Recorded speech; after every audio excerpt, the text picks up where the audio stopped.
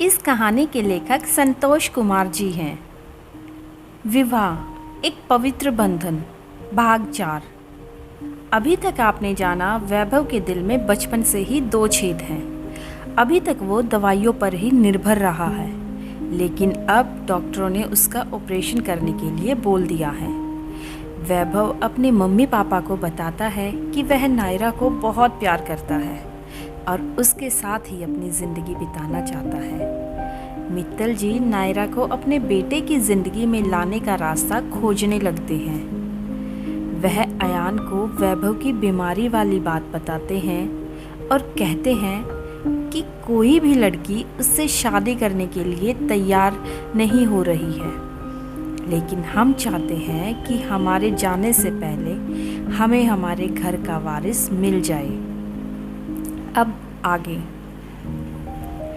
अयान अपने घर तो आ गया, पर उसका मन मित्तल जी की बातों में ही उलझा हुआ था।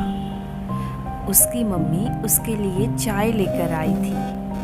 जब उन्होंने उसे सोच में डूबे देखा तो उसके करीब आकर बैठ गई और पूछा,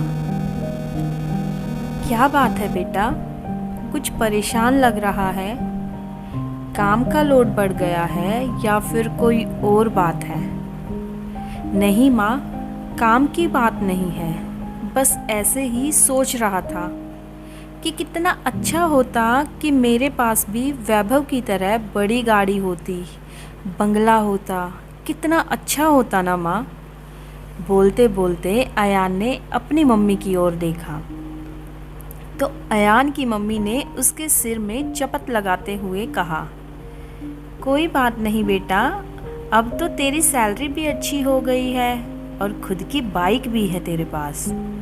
एक दिन तेरे सपने ज़रूर पूरे होंगे, बस मेहनत और लगन से अपने काम कर तू। अब सोचना बंद कर और चाय पी ले, वरना ठंडी हो जाएगी। तब अयान ने मुस्कुराते हुए चाय का कप उठा लिया। दूसरे दिन ऑफिस में अयान ऑफिस से घर आने के लिए निकल रहा था कि उसे वही आदमी अंदर जाता हुआ दिखा जो कल मित्तल जी को एक लिफाफा देकर गया था। अयान के मन में जिज्ञासा हुई कि आज फिर से ये क्यों आया है, इसलिए वो वापस ऑफिस में अंदर आया कि पता तो चले वजह क्या है। इस वक्त ऑफिस में कोई और वर्कर नहीं था, केवल वॉचमैन और चपरासी ही थे।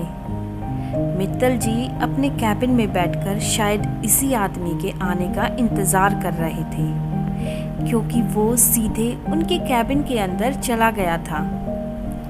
थोड़ी देर बाद जब वो बाहर निकला तो अयान ने देखकर दरवाज़ा नॉक किया। मित्तल जी ने उसे अंदर बुलाया। क्या बात है अयान, तुम अभी तक घर नहीं गए? कुछ कहना था क्या? जी सर, मैं बैठ जाऊं? हाँ हाँ बैठो। सर, मैंने जब से वैभव के बारे में सुना, उसके बारे में सोचकर बहुत दुख हो रहा है। मैं बहुत परेशान हूँ।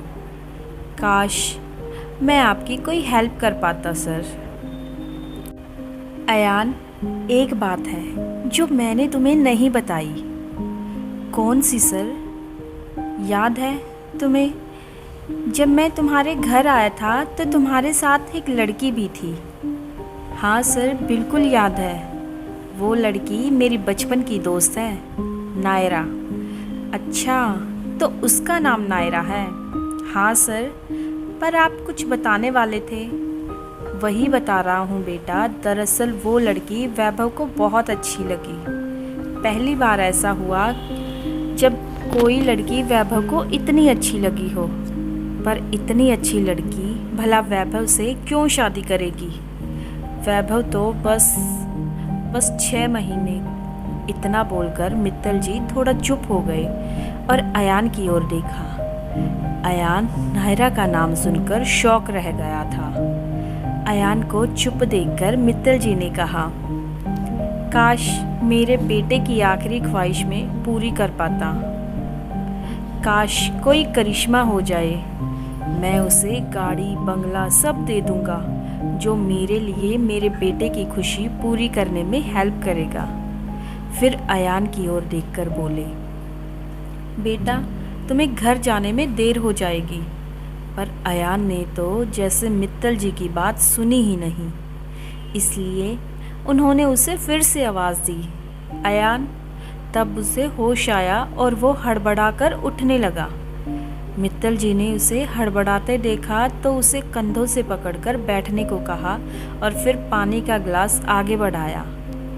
अयान ने गिलास थाम लिया और धीरे धीरे पानी पीने लगा। मित्तल जी ने कहा, लगता है तुम्हारी तबीयत कुछ ठीक नहीं है। ऐसा करो, कल सैटरडे है, तुम छुट्टी कर लो। परसों संडे ही है, 2 दिन आराम करोगे तो तुम्हें अच्छा महसूस होगा। बाकी तुम्हारी मर्जी।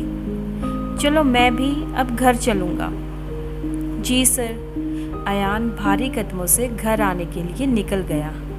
घर आकर अयान सीधे अपने कमरे में चला गया और अपनी माँ को कहा कि मैं थोड़ी देर सोने जा रहा हूँ, अभी मुझे मत उठाना। रात में अयान ने ठीक से खाना भी नहीं खाया। उसके दिमाग में तो बहुत सारी सोचें आ जा रही थी। मम्मी को बोलकर वो सोने को तो आ गया था, पर उसकी आंखों में नींद नहीं थी। होती भी कैसे? आंखों में नींद की जगह ख्वाब जो तैर रहे थे, वो ख्वाब जो उसे गाड़ी और बंगले में पूरा होते दिखाई दे रहे थे। कभी आंखों के सामने नायरा का मुस्कुराता हुआ चेहरा आ जाता और अयान उसके पास जाने लगता, पर बीच में ही नई कार और बंगले को देखकर उसके पाँव उधर बढ़ जाते। दूसरी सुबह शनिवार की सुबह थी और अयान ने छुट्टी ले ली थी आराम करने के लिए। पर मृग तृष्णा के पीछे दौड़ते हुए आराम कहाँ संभव था। पूरा दिन सोचने गुजारने के बाद अयान ने एक फ़ैसला कर लिया और अब वो आईने के सामने तैयार हो रहा था। तैयार होकर एक बार कलाई घड़ी पर नज़र डाली तो देखा 4 बज गए हैं और मन में सोचा आज तो नायरा से मिलना ही है। अयान नायरा के घर गया और सबसे पहले नायरा के पापा से मिला। अभी उनके पैर में प्लास्टर चढ़ा हुआ था और आंटी उनके पास ही बैठी थी और उन्हें सेब काटकर खाने को भी दे रही थी। उसे देखते ही आंटी ने पूछा, बड़े दिनों बाद नज़र आए बेटा? जी आंटी, अभी नई नई नौकरी लगी है ना, इसलिए। नायरा कहाँ है? बहुत दिनों से उससे भी नहीं मिला। मैं तो उसके लिए चॉकलेट लाया था। वो अपने कमरे में है बेटा। रोज़ स्कूल से आकर फिर घर के काम भी देखती है। मैं भी उसकी कम ही मदद कर पाती हूँ। थक जाती है मेरी बच्ची। आज शनिवार के दिन स्कूल में जल्दी छुट्टी हो गई तो आज थोड़ा आराम करने भेजा है मैंने उसे ज़बरदस्ती। तो फिर उसे आराम करने देते हैं, है ना आंटी? आप उसे ये चॉकलेट दे देना। अयान ने सेलिब्रेशन पैक आंटी की ओर बढ़ाया। अरे नहीं नहीं बेटा, जाओ जाकर खुद दे दो। अब तो उठ गई होगी, 2 घंटे हो गए हैं उसे सोए। इतनी देर वो कहाँ सोती है?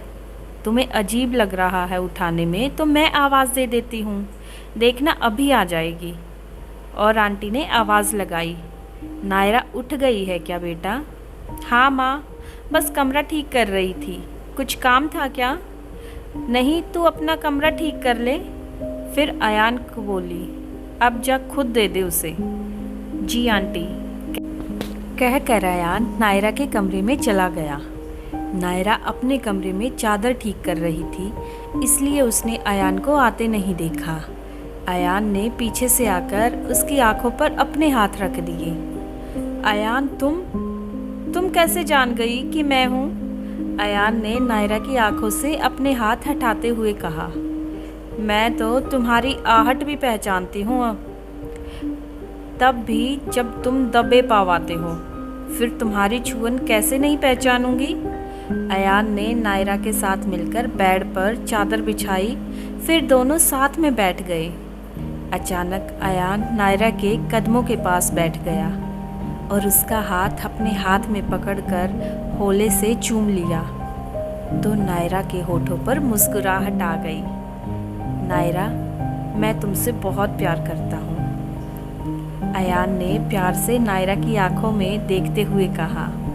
फिर अयान ने गिफ्ट पैक कर सजाए गए प्लास्टिक के रोज़ को अपने हाथ में लिया और फिर नायरा की ओर बढ़ाया और बोला, I love you Naira, do you love me?